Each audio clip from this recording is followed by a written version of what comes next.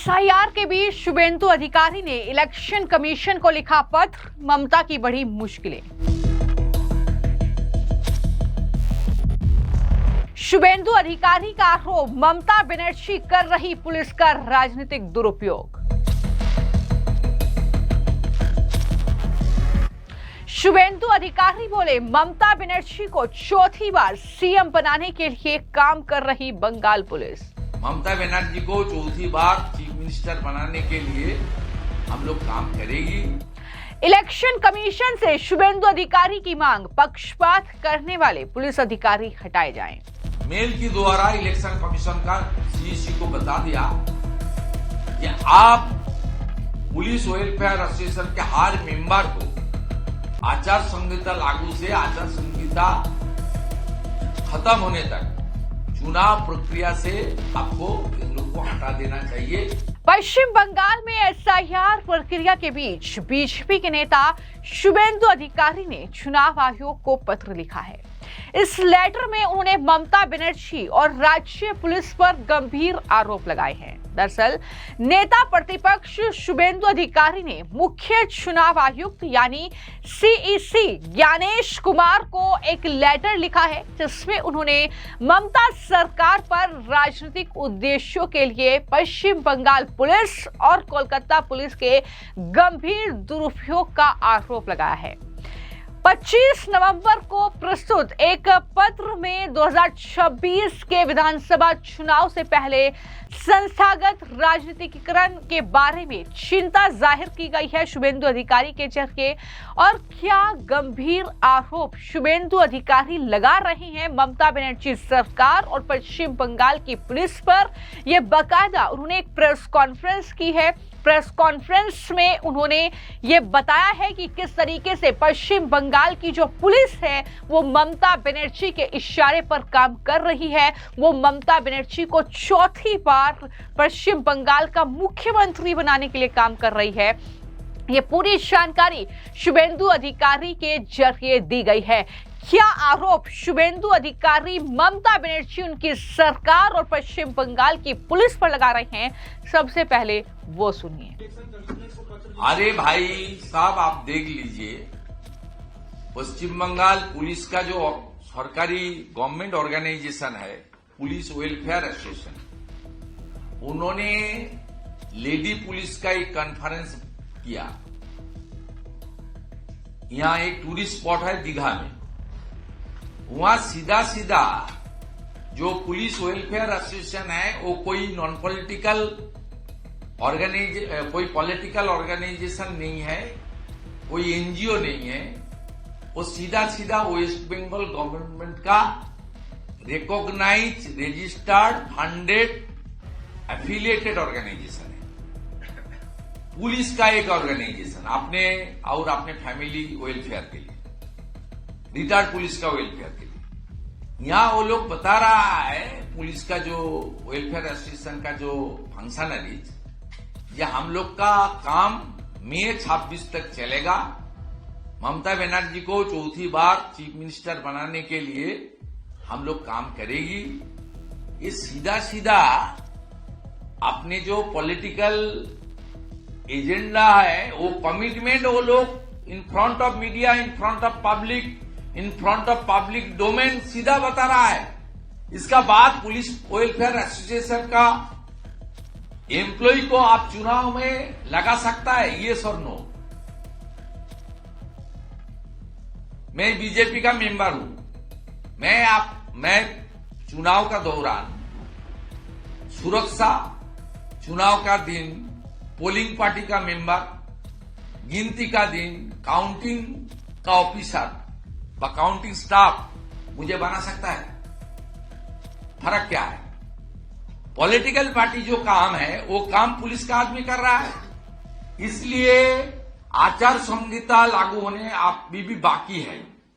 लेकिन ये police association का जो संख्या है बहुत बड़ा संख्या है।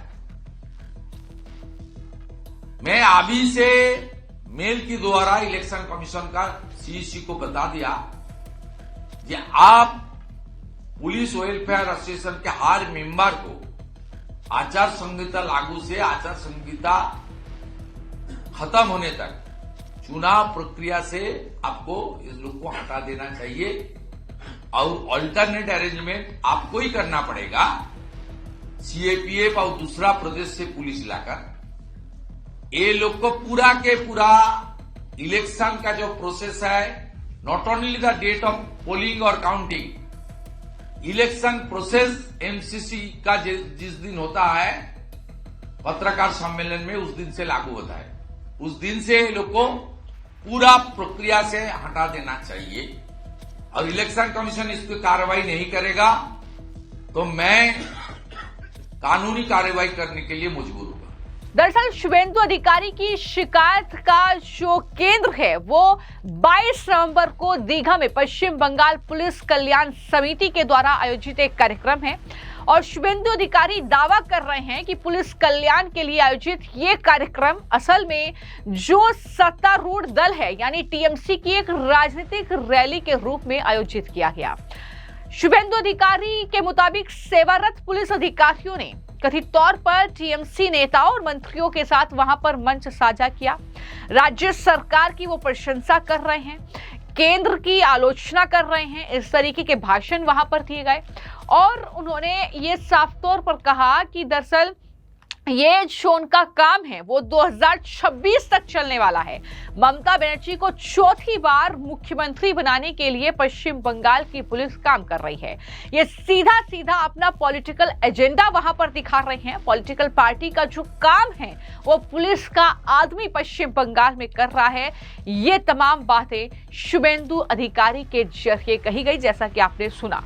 और वहीं पर उन्होंने ये भी कह दिया है कि इलेक्शन कमीशन को मैंने लेटर लिख दिया है कि इन अफसरों को हटाया जाए और अगर इलेक्शन कमीशन एक्शन नहीं लेता है तो फिर वो इस मामले को लेकर कानूनी कार्रवाई करने के लिए मजबूर होंगे। ये बड़ी बातें शुभेंदु अधिकारी के जरिए कही गई है।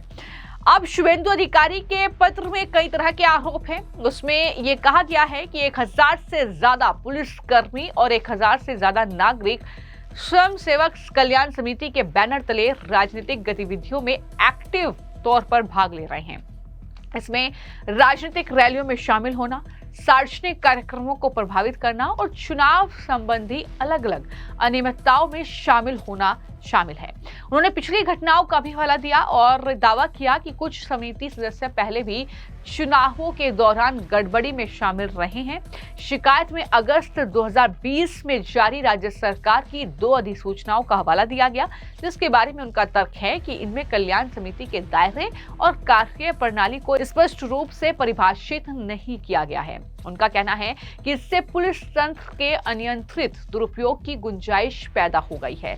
शुभेंदु अधिकारी का तर्क है कि आगामी जो विधानसभा चुनाव है उसके लिए पुलिस बल को तटस्थ नहीं माना जा सकता और इसमें सुधार की जरूरत है। वो साफ तौर पर ये कह रहे हैं कि ऐसे अधिकारियों को हटाया जाए, ऐसे पुलिसकर्मियों को हटाया जाए और सीआरपीएफ की तैनाती वहां पर बढ़ाई जाए ताकि चुनाव जो है वो निष्पक्ष हो पाए। जब भी पश्चिम बंगाल में चुनाव होता है तो कुछ इस तरीके की जो तस्वीरें हैं, इस तरीके के आरोप प्रत्यारोप हैं, जो हिंसक तस्वीरें हैं वो अक्सर देखने को मिलती है और टीएमसी और बीजेपी के बीच वहां पर जबरदस्त राजनीतिक जंग जो है एक तरीके से देखने को मिल रही है जब एसआईआर की प्रक्रिया वहां पर चल रही है। तो कुल मिलाकर शुभेंदु अधिकारी ने ये जो लेटर ज्ञानेश कुमार को लिखा है यानी मुख्य चुनाव आयुक्त को लिखा है, उसमें मांग यही की गई है कि दरअसल इन पुलिस अधिकारियों को हटाया जाए, सीआरपीएफ को तैनात किया जाए और यही मांग वो कर रहे हैं और ये भी कह रहे हैं कि अगर चुनाव आयोग इस पर संज्ञान नहीं लेता है तो फिर वो कानूनी रास्ता अपनाएंगे, उस पर वो मजबूर होंगे कानूनी रास्ता अपनाने के लिए। तमाम बातें लिखी गई हैं। तो कहीं ना कहीं जो शुभेंदु अधिकारी ने आरोप लगाया है उसके बाद अब इस पर तृणमूल कांग्रेस की तरफ से क्या कहा जाता है, क्या उधर से कोई प्रतिक्रिया सामने आती है, वो आने वाले वक्त में देखना होगा। लेकिन जैसा कि मैंने कहा कि एसआईआर पश्चिम बंगाल में चल रहा है, एसआईआर की इस प्रक्रिया के बीच चुनाव आयोग को लेकर तमाम तरीके के आरोप जो है वो टीएमसी की तरफ से लग रहे हैं, लेकिन वहीं पर बीजेपी ने भी अलग अलग तरीके से टीएमसी को किस तरीके से घेरा जाए इसको लेकर पूरी तैयारी कहीं ना कहीं कर ली है और उसके बाद ही ये तस्वीर पश्चिम बंगाल में फिलहाल नजर आ रही है। इस मामले को लेकर आपकी क्या राय है हमें कमेंट बॉक्स में जरूर लिखें।